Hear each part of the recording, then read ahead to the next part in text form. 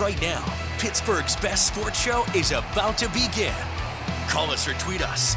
We've got things to talk about on the Ireland Contracting Nightly Sports Call. Good evening, everyone. Welcome inside the Fan Cave. This is the Ireland Contracting Nightly Sports Call. Bob Pompeani and Andrew Fillipponi with you.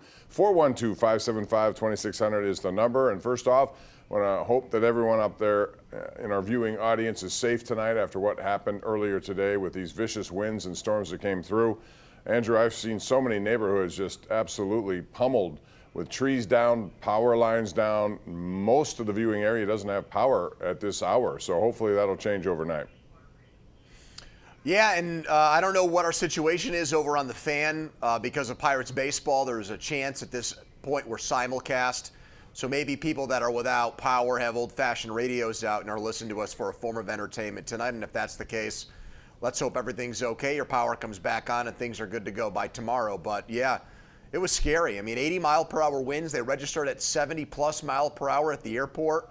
Yeah, I mean, it was scary. I mean, Bob, you've seen probably bad weather in your day, but it got dark in the middle of the afternoon in a hurry, and it got loud with those winds and rain. So knock on wood that everyone out there who's watching or listening tonight is doing okay. Yeah, and hopefully power will be restored here overnight for most people, because I know there are a lot of kids involved in school tomorrow, although I think there are a lot of delays to start the day tomorrow. And what a tag team, Petlin and Christine Emery and Mary Hours. Yeah, they did a great that was job. just incredible what they did this afternoon to keep people informed and up to date on what was going on. Yeah, and they knew it was coming. They made it, aware before it ever hit, although a lot of people were still caught wherever they were, so it was difficult sometimes. And I know a lot of people have not been able to get into their homes either as a result of this. So again, hopefully things will get better. It's supposed to be a nice day tomorrow. We'll see how that goes. But speaking of power outages, the Pirate Bats suffered a Major League leading 5th shutout this year, and the Cubs beat him tonight.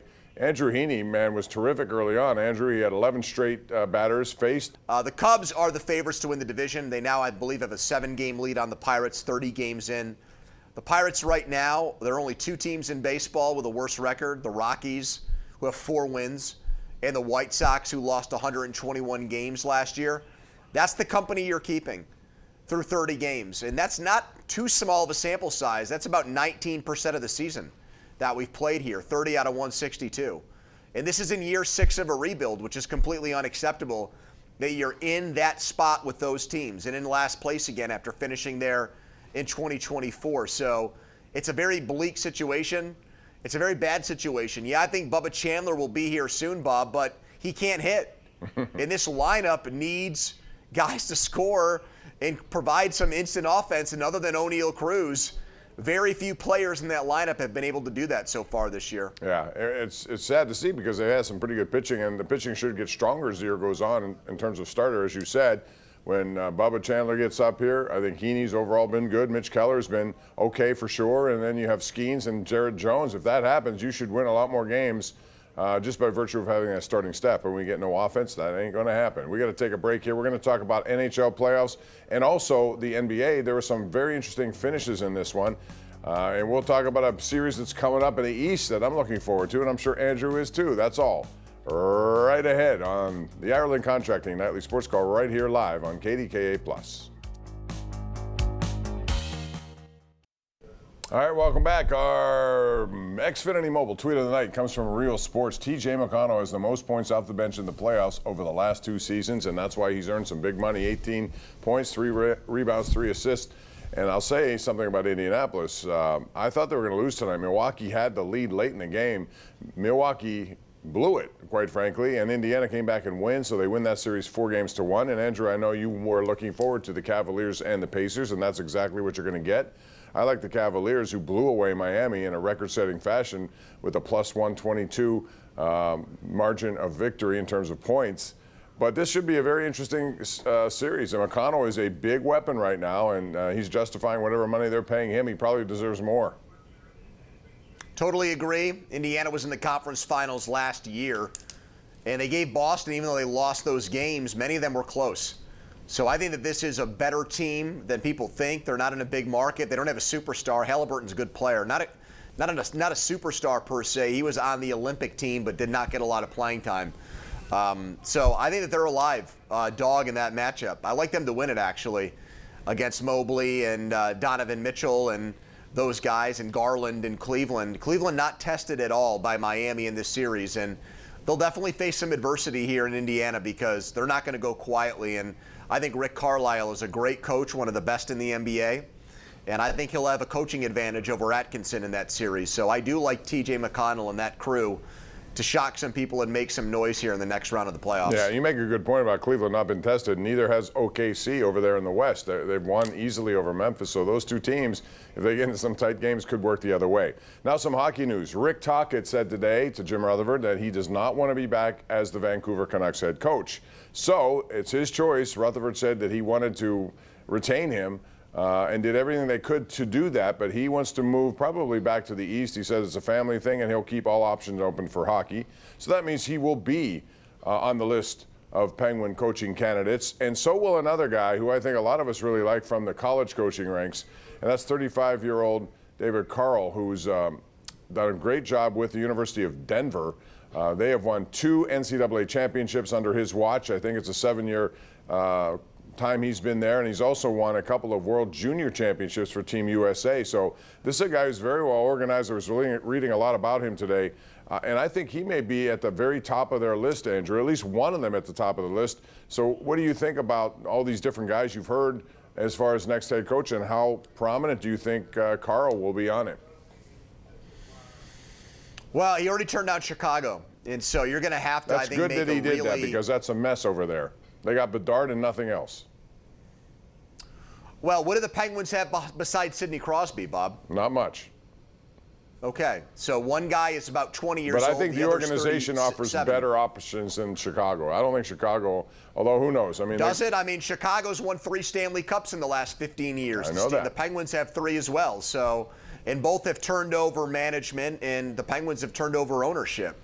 So other than Sidney Crosby, I don't really think this team has much to offer. Sadly, I wish he had more. I would be surprised if Carle said yes, unless the lucrative nature of the offer was such he couldn't say no to it. And that's hard. This is not a salary cap part of the sport where you can pay coaches. And you've got teams like Boston and New York who are looking for coaches. Now, I do believe Mike Sullivan is going to end up in New York. I believe that all along.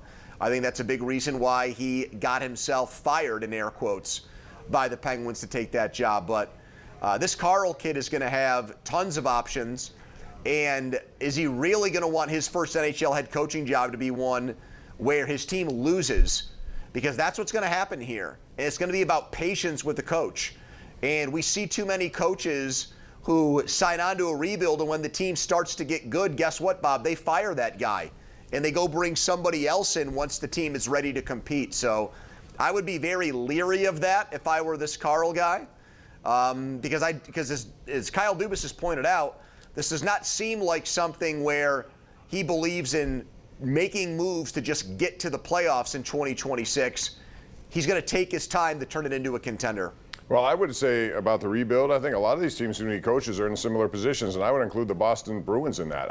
They've traded away some people. They have David Pasternak, but they don't have a lot else after that. You look at Seattle Kraken, they're struggling. They need a head coach. Anaheim is still in a rebuild. They have some talent, but they don't have enough of it. So wherever you go, it's one of those jobs that you want to get, and I imagine whoever gets one of these jobs is going to want a 5-year deal at some pretty heavy money, and Sullivan will top the list. He'll reset the market there.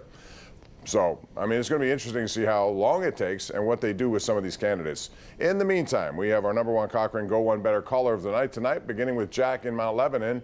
Jack, Mount Lebanon was hit hard by all of those storms. I'm surprised you have power, or do you? It never went out. Wow. You're in the lucky part then. Oh, yeah, it was, saw lightning and stuff, but it never went out. All right, what's on your mind?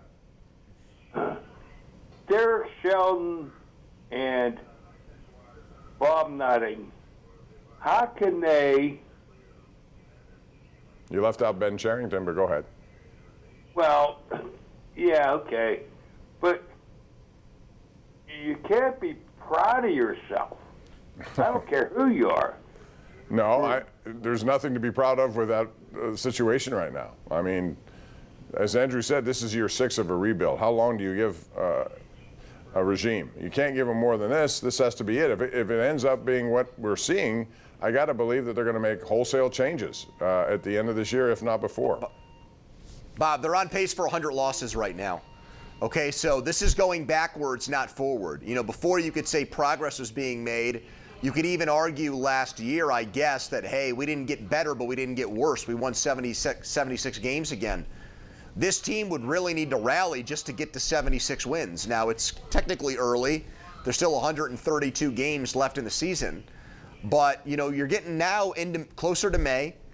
And then once you're into May, you know, the old saying goes, the standings don't really change a ton from Memorial Day to the end of the year. It's just kind of the way it goes. So you kind of are what you are about 45 to 50 games into the season. And right now the Pirates look like a bad team. Not a mediocre team, but a bad team. And you look at their lineup, it is just inexcusable to me that we still see Tommy Pham. Why did we bring Tommy Pham here for $4 million? Right, no home runs. Right. And 19% Matt of the Gorski, season. I like that Gorski was at first base tonight, but Gorski hits a home run in his first game against the Angels and then didn't start another game. That didn't make any sense to me. Why did he go the rest of the LA trip riding pine? He got into the game on Sunday and got 2 at-bats, but he was off the bench. I don't get that. Here's a young, not young, he's 27, but here is a guy that's hit to varying degrees at every level of the minor leagues. You can't scratch out runs. He gives you a home run in his first game and he goes right to the bench, Bob? I don't understand that. He did the same thing. He did the same thing with Henry Davis, who went 2 for 4 with a home run and he didn't start. And I know the next game was an afternoon game, but so what? At some point, you got to ride guys who are hot, regardless of the situations. Now, at least he stuck to O'Neal Cruz in the starting lineup in the leadoff spot, and that seems to be where he should end up the rest of the year. We have a lot of tweets here, Andrew. Ryan Zedek says, if the Penguins moved on from Sullivan, then it's past time for the Pirates to move on from Derek Shelton. And then Nathaniel in Waverly, Ohio says, can the Pirates afford a Skeens next contract? I hope they don't sell him off. Well, no. The answer is no on that. No. I wonder how much it would be worth, though. If we factor this ahead, just say 4 years from now, you know, the market keeps getting higher and higher. You see some of these contracts. How much do you think Paul Skeens will be worth if he continues to be this kind of pitcher throughout the course of those 4 years?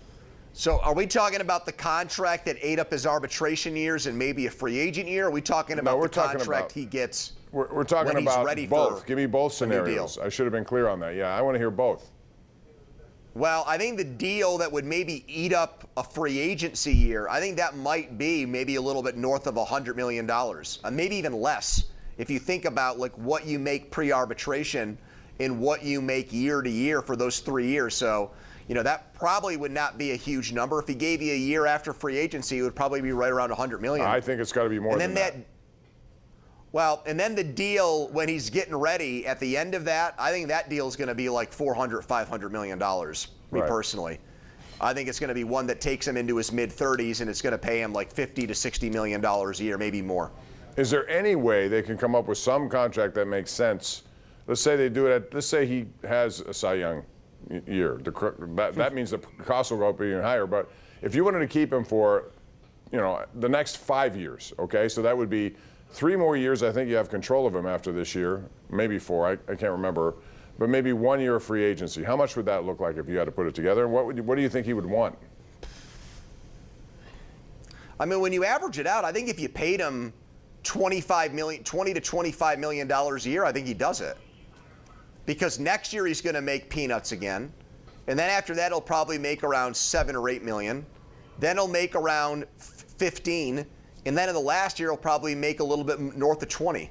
That would be my guess. I mean, I'm not a player agent. I'm not somebody that studies these things nonstop, but just looking at baseball contracts for as long as I have, that kind of seems like the way it would go, in my opinion. Maybe a little bit higher than that, with obviously things going up year to year in baseball, even though these regional sports networks keep dropping like flies and ESPN is pulled out, which kind of makes me nervous about if the bubble's going to burst. Yeah. But yeah, I would think that. I think he might sign a deal where he made on average between 20 and 25 million, Bob. Only because he doesn't have many options at that point, and that would be better than what the arbitration number would be, and that's what it would take, and the Pirates should be smart about doing it. Our KDKA.com Connect question is, will Derek Shelton be the manager by the end of the season? Yes, no, it's 50-50 right now. We'll talk more about that. We got to take a break right here on the Ireland Contracting Nightly Sports Call. It's live on KDKA+.